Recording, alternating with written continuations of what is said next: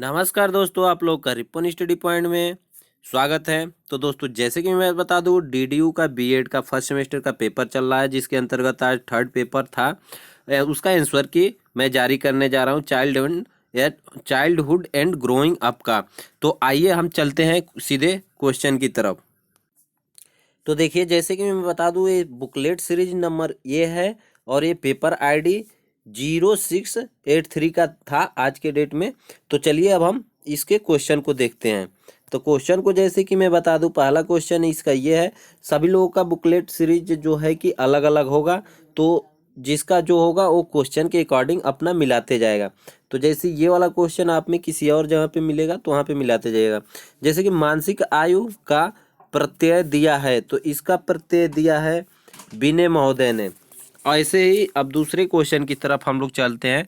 तो निम्नलिखित में से कौन सा बुद्धि का सिद्धांत नहीं है? तो बुद्धि का सिद्धांत जो है ये प्रत्यगमन का सिद्धांत, ये जो है बुद्धि का सिद्धांत नहीं है। तीसरा क्वेश्चन कह रहा है, निम्न में से कौन सी व्यक्तित्व मापन की वस्तुनिष्ठ विधि है? तो वस्तुनिष्ठ मापन की विधि ये निर्धारण मापनी है। आप लोग अपने अपने आंसर को कमेंट करिएगा कि कितना आंसर आपका सही होता है कमेंट बॉक्स में। चौथा नंबर क्वेश्चन ये है, पियाजे के अनुसार संज्ञात्मक विकास की प्रथम अवस्था निम्न में से कौन सी है? तो ये प्रथम अवस्था होती है संवेदनात्मक एवं मानक अवस्था होती है। पांचवा नंबर क्वेश्चन ऐसे ही हम देखेंगे, निम्न में से कौन सा एक संवेग है? तो संवेग इसका क्या होता है? आमोद होता है। छठा नंबर क्वेश्चन आते हैं, तो अंतर्मुखी व्यक्तित्व एवं बहिर्मुखी व्यक्तित्व का वर्गीकरण किसने किया? तो इसका वर्गीकरण किया युग महोदय ने। आगे चलते हैं अब हम क्वेश्चन नंबर 7 की तरफ।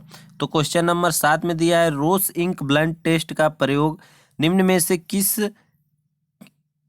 से किसके मापन हेतु किया जाता है? तो ये व्यक्तित्व के मापन हेतु किया जाता है। क्वेश्चन नंबर 8 फटाफट हम सारे क्वेश्चनों को देखते चलेंगे। कौन व्यक्तित्व के गुण सिद्धांत से संबंधित नहीं है? तो व्यक्तित्व के गुण सिद्धांत से संबंधित फ्रायड महोदय ये नहीं है। आगे चलते हैं, 9वां नंबर क्वेश्चन, व्यक्तित्व भिन्नता पर आधारित शिक्षण विधि है? तो व्यक्तित्व के भिन्नता पर आधारित शिक्षण विधि है अभिक्रमित अनुदेशन विधि। ये कोई ऑप्शन नंबर सी सही है 9वें का। ऐसे ही अब हम देखेंगे 10वें नंबर क्वेश्चन का। तो 10वें नंबर क्वेश्चन का अब हम देखते हैं। तो 10वां नंबर क्वेश्चन मेरा ये कहता है, निम्न में से व्यक्तिक भिन्नता को प्रभावित करने वाला कारक कौन सा है? तो व्यक्तिक भिन्नता को प्रभावित करने वाला ये सभी वंशानुक्रम, वातावरण, लिंग, ये सभी हो जाएंगे। ऑप्शन नंबर डी इसका सही आंसर हो जाएगा। अब 11 नंबर क्वेश्चन कहता है, अधिगम अनुभव और प्रशिक्षण के परिणाम स्वरूप व्यवहार में परिवर्तन है, यह कथन किसका है? तो यह कथन किसका है आप बताइए। तो ये होगा ए ऑप्शन सही हो जाएगा। आगे चलते हैं, आप लोग अपने आंसर कमेंट में बताइएगा आपका कितना सही होता है। 12 नंबर आंसर की तरफ, अधिगम प्रक्रिया उद्दीपन यहाँ पे इसका दूसरा पार्ट पूछा है, जो अनुक्रिया के बीच संगत बनाती है। Question number 13। तो क्वेश्चन नंबर 13 कह रहा है, स्किनर बॉक्स का प्रयोग किया जाता है। स्किनर बॉक्स का प्रयोग किसमें किया जाता है? तो इसका क्रिया प्रस्तुति अनुबंध हेतु किया जाता है। क्वेश्चन नंबर 14 यहीं पे हम देख लें, निम्न में से किसने कुत्तों पर प्रयोग किया था? कुत्ता पर किसने प्रयोग किया था? तो ये किया था पालवन ने। ये 14 का ऑप्शन नंबर बी सही है। और इसी तरीके से 15 नंबर क्वेश्चन हम लोग देख लेंगे, थोड़ा छोटा करेंगे दोनों क्वेश्चन। 15 नंबर क्वेश्चन को हम देखते हैं। तो 15 नंबर क्वेश्चन हमारा क्या कहता है कि द बिहेवियर ऑफ ऑर्गेनिज्म्स नामक पुस्तक के लेखक, तो इस पुस्तक के लेखक थे स्किनर महोदय जी थे। शास्त्रीय अनुबंधन सिद्धांत का प्रतिपादन किया था। शास्त्रीय अनुबंधन सिद्धांत का प्रतिपादन किसने किया था? तो इसको किया था पालवन के द्वारा किया गया था। अब आगे चलते हैं क्वेश्चन नंबर 17 की तरफ।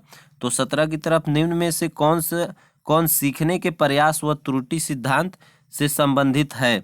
तो ये है थॉर्नडाइक महोदय, ये जिसका भी क्वेश्चन पेपर है उसका ये क्वेश्चन गलत होगा। इसका ऑप्शन है डी सही है। क्वेश्चन नंबर 18 देखते हैं। अधिगम के प्राथमिक नियमों में से एक है, तो इसका प्राथमिक नियमों में से कौन सा एक है? यह है प्रभाव का नियम। अब आगे चलते हैं क्वेश्चन नंबर 19 की तरफ। निम्न में से कौन सा साक्षात्कार विधि का एक प्रकार है? तो इसमें रचित है, गैर रचित, अर्ध रचित, यानी कि ये उपयुक्त सभी हो जाएगा। ऑप्शन नंबर डी इसका सही है। और आगे चलते हैं 20 नंबर क्वेश्चन की तरफ। तो 20 नंबर क्वेश्चन हमारा कहता है समाजमिति विधि का प्रतिपादक किसने किया? तो समाजमिति विधि का प्रतिपादक मोरेनो ने किया था। और इसी तरह नीचे हम देखेंगे सामान्य संयुक्त कोशिका में गुणसूत्रों के जोड़े होते हैं, तो इसमें गुणसूत्रों को जोड़ो 23 होते हैं। आगे चलेंगे इसी क्रम में क्वेश्चन नंबर 22 की तरफ। तो 22 हमारा क्या कहता है क्वेश्चन नंबर? बच्चों में वृद्धि मुख्यतः संबंधित है। तो बच्चों में वृद्धि मुख्यतः संबंधित है किससे? शारीरिक से। शारीरिक विकास होता है उसी को तो वृद्धि कहते हैं। और इसी तरीके से 23 नंबर क्वेश्चन हम लोग देखते हैं। तो शैशवावस्था का समय, तो शैशवावस्था का समय क्या होता है? तो ये होता है जन्म से 6 वर्ष। अगर 5 वर्ष तक को भी कहा जाता है तो 5 वर्ष ऑप्शन में था नहीं। तो अब 24 की तरफ चलते हैं। Question number 24। निम्न में से विकास की किस अवस्था को जीवन का बसंत कहा गया है? तो जीवन का बसंत किशोरावस्था को कहा जाता है। ऐसे ही आगे आप कहेंगे सामूहिक प्रवृत्ति की तुष्टि निम्न में से किस अवस्था में से संबंधित है? सामूहिक प्रवृत्ति की तुष्टि, तो ये है बाल्यावस्था से। बाल्यावस्था से आगे चलते हैं। क्वेश्चन नंबर 26 का कह रहा है विकास की मूर्त संक्रियात्मक अवस्था निम्न में से किसने दिया था? तो इसको दिया था प्याजे ने। ये क्वेश्चन ऑप्शन नंबर डी सही है। आगे चलते हैं क्वेश्चन नंबर 27 की तरफ। शिक्षा मनोविज्ञान व्यक्ति के अंदर से लेकर वृद्धावस्था तक, जन्म से लेकर वृद्धावस्था तक सीखने के अनुभवों का वर्णन तथा व्याख्या करता है। यह कथन किसका है? तो यह कथन क्रो का है। क्वेश्चन नंबर 28 अब देखते हैं। 28 अंतर्दर्शन का तात्पर्य है। तो अंतर्दर्शन मतलब अपने आप के अंदर देखना। ऑप्शन नंबर बी इसका सही है। 29 नंबर क्वेश्चन को अब देखते हैं। मैकडूगल के अनुसार मूल प्रवृत्तियों की संख्या होती है। तो मैकडूगल के अनुसार मूल प्रवृत्तियों की संख्या 14 होती है। आगे चलते हैं 30 नंबर अब क्वेश्चन पे। 29 का डी था, 14 ऑप्शन सही था, डी ऑप्शन सही था। अब यहाँ पे देखते हैं हम क्वेश्चन नंबर 30 को। तो मानव विश्लेषणात्मक विधि की खोज किसने की थी? मानव विश्लेषणात्मक विधि की खोज फ्रायड ने की थी। क्वेश्चन नंबर 31 में हम लोग देखेंगे निम्न में से कौन सीखने की प्रभावित करने वाला कारक नहीं है? तो इसका व्यक्तिगत इतिहास के थ्रू हम लोग कुछ सीख नहीं पाते हैं, बस पिछली बातों को हम लोग जानते हैं। दोस्तों यदि वीडियो अच्छा लग रहा हो तो प्लीज़ इस वीडियो को लाइक करिए और चैनल को सब्सक्राइब करिए। हर एक बीएड से रिलेटेड न्यूज आप लोगों को मिलेंगे और क्वेश्चन पेपर भी मिलते हैं इस चैनल पे। तो क्वेश्चन नंबर 32 को हम देखेंगे। निम्न में से कौन विद्यार्थी की अभिप्रेरणा को बढ़ाने की तकनीक है? तो इसमें क्वेश्चन नंबर 32 का ये हो जाएगा, ये सभी हो जाएंगे। सीखने की इच्छा भी उसको प्रेरणा देता है, उद्देश्य एवं लक्ष्यों का ज्ञान भी देता है, आकांक्षा स्तर भी देता है, ये सभी होता है। अब चलते हैं क्वेश्चन नंबर 33। अभिप्रेरणा का मूल प्रवृत्ति सिद्धांत किसके द्वारा दिया गया? तो ये मूल प्रवृत्ति सिद्धांत किसके द्वारा दिया गया? तो ये मैकडूगल के द्वारा दिया गया था। अब यहाँ पे आते हैं, एक औसत बुद्धि से भी क्वेश्चन आ गया था। औसत बुद्धि वाले बालकों का बुद्धि लब्धि क्या होता है? तो इसका बुद्धि लब्धि 90 से 110 तक होता है। क्वेश्चन नंबर 35, 6 क्वेश्चन और बच गए, जल्दी जल्दी देख लेते हैं। चैनल को सब्सक्राइब कर लीजिए क्योंकि हर एक अपडेट आप लोग को यहाँ से मिलेगा। क्वेश्चन नंबर 35, बुद्धि के द्विकारक सिद्धांत का प्रतिपादक किसने किया? तो द्वि सिद्धांत का प्रतिपादक किया था स्पीयरमैन ने। अब आगे चलते हैं क्वेश्चन नंबर 36। स्टैनफोर्ड बिने परीक्षण मापन करता है। तो स्टैनफोर्ड बिने परीक्षण मापन करता है बुद्धि का। और उसके बाद से बुद्धि लब्धि निकालने का सूत्र, तो बुद्धि लब्धि निकालने का सूत्र लगभग सभी लोगों को पता होगा। मासिक आयु बट्टे वास्तविक आयु।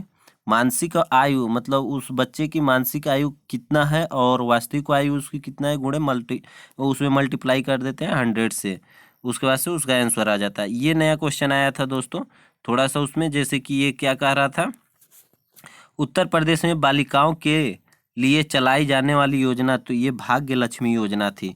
ऑप्शन नंबर बी इसका सही था। ऐसे ही क्रम में अब हम लोग 39 और 40 नंबर देख लें। परिवार एक साधन है, तो ये सभी लोग जानते हैं। अनौपचारिक है क्योंकि इसमें कोई पाठ्यक्रम नहीं होता है, सीखना है बस। लेकिन परिवार एक औपचारिक शिक्षा का साधन है। और क्वेश्चन नंबर 40 को हम लोग देखेंगे। वर्ष 2011 जनगणना के अनुसार भारत में दलित वर्गों की आबादी कितनी थी?